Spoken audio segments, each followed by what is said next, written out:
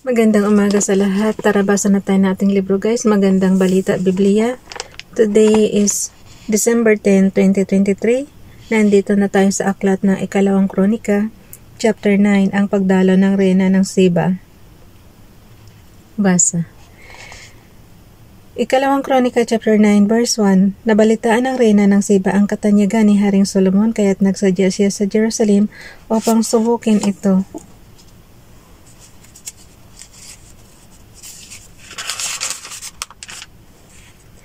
Sa pamamagitan ng mahihirap na katanungan.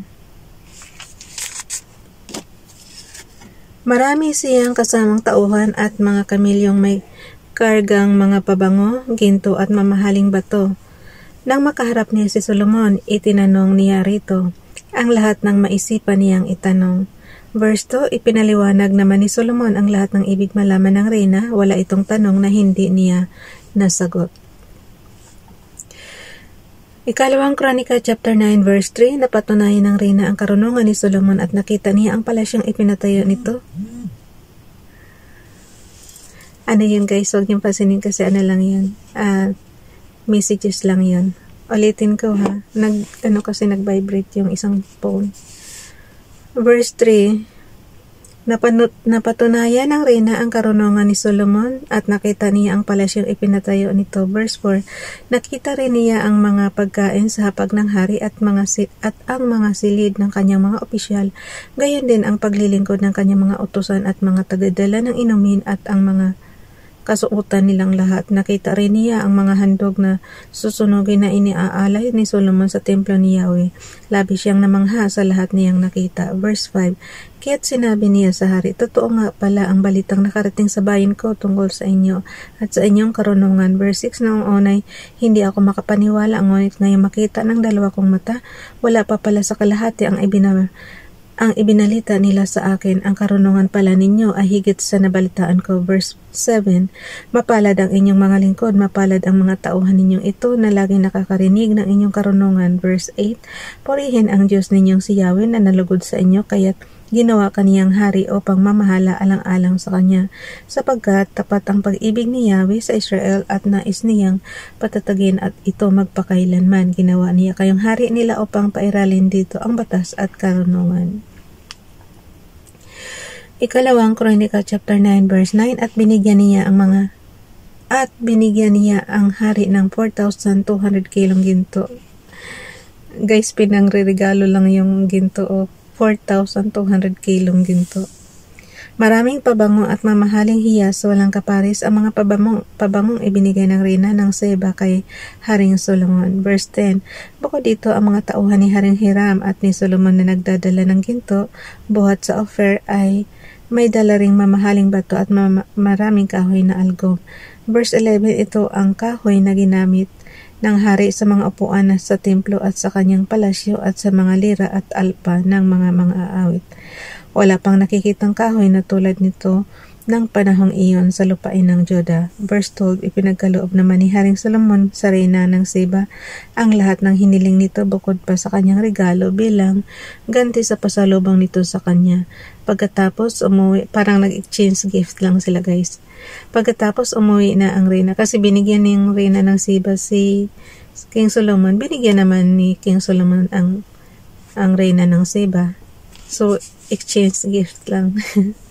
Pagkatapos umuwi na ang reyna ng Seba at ang kanyang mga tauhan sa kanilang lupain. Ang kayamanan ni Solomon.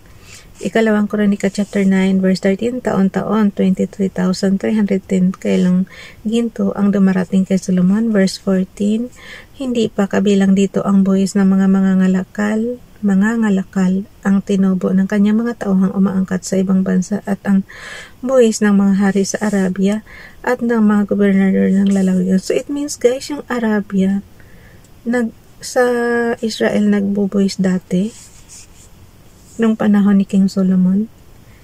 Verse 15, nagpagawa siya ng 200 malalaking kalasag na may balot na 7 kilong pinitpit na ginto bawat isa. Verse 16, nagpapagawa pa siya ng 300 maliliit na kalasag na may balot namang 3 kilong pinitpit na ginto bawat isa.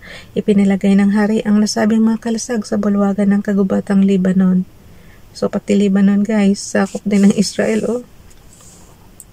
Verse 17, nagpagawa rin siya ng isang malaking tronong balot sa garing na may palamuting ginto. Verse 18, balot din ng ginto ang 6 na baitang napaakyat sa trono at ang tuntungang dito.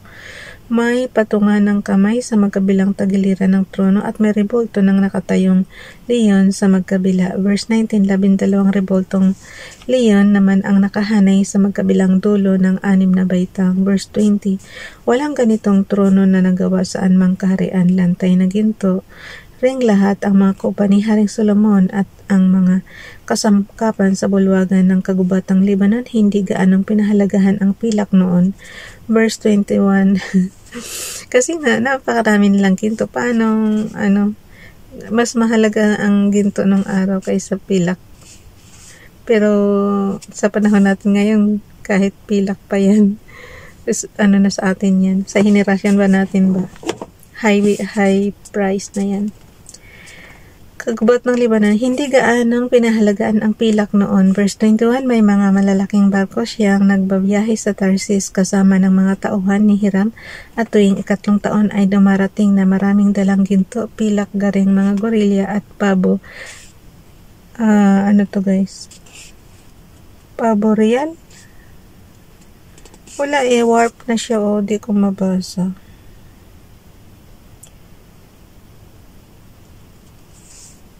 Hindi ko mabasa yung guys, yung wala na parang burado siya. Pabo real nakalagay. Gorilla at pabo real. Tapos period na. Hayaan mo na. Ewan ko sa Bible niyo kung warp din siya. Basta hindi ko na mabasa yung dulo Verse 22, si Haring Solomon ang pinakamarunong at pinakamayaman sa lahat ng mga hari sa buong mundo. Verse 23, kaya't pinupuntahan siya ng mga hari buhat sa iba't ibang panig ng daigdig upang makinig sa karunungang ibinigay sa kanya ng Diyos. Verse 24, bawat isa'y may dalang regalo, mga kasangkapang ginto at pilak, mga damit, mira, mga pabango, mga kabayo at mula. Nagpapatuloy ito taon-taon. Verse 25, si Solomon ay may 4,000 kwadra para sa kanyang mga kabayo at karwahe. Mayroon rin siyang 12,000 na mga ngabayo. Ang mga ito'y inilagay niya sa mga lungsod, himpilan ng mga karwahe at ang iba na may pinapaalagaan sa Jerusalem. Verse 26, sakop niya ang lahat ng mga hari ng mga lupain buhat sa ilog Euphrates hanggang sa lupain ng mga Filisteo at sa may hangganan ng Ehipto. Verse 27, ng panahon ni Haring Solomon, ang pilak sa Jerusalem ay naging pangkaraniwan lamang na parang bato at ang kahoy na cedar ay naging sindami ng sikamoro sa mga paanan ng mga burol. Verse 28, ang mga kabayo ni Solomon ay galing sa Ehipto at sa iba't ibang bansa.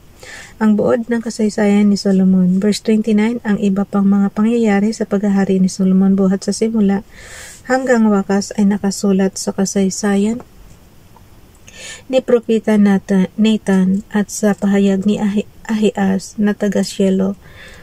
Mababasa rin iyon sa mga pangitain ni Propeta Iddo na nagsasaad din ng paghahari ni Jeroboam na anak ni Nebat. Verse 30, 40 taong naghari si Solomon sa buong Israel mula sa Jerusalem. So parang tatay lang din niya. 40 years. 40 taong naghari si Solomon. Verse 30 guys, basahin niyo. 40 taong naghari si Solomon sa buong Israel mula sa Jerusalem. Verse 31, nang siya'y mamatay, inilibing siya sa lungsod ni David. Humalili sa kanya bilang hari ang anak niyang si Rehoboam. Bukas na itong guys, chapter 10, nahati ang kaharian. Lagyan ko lang siya ng tanda. May lakad kasi tayo ngayon kaya nagmamadali tayo.